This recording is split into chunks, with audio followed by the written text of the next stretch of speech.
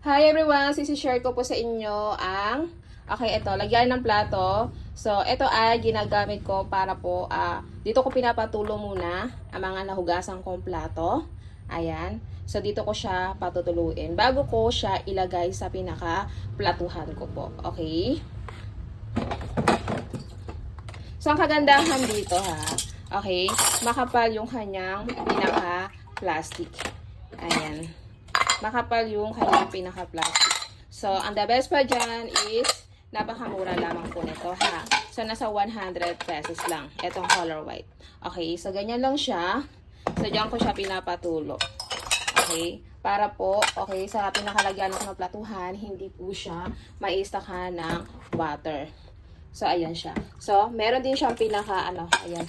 Okay, so yan, yung pinaka-tray niya. So, dyan naagos yung pinaka-water. Ayan siya, guys. Ayan, di ba? Okay. So, marami po tayo dyang available na colors. Ayan, super nice. Okay.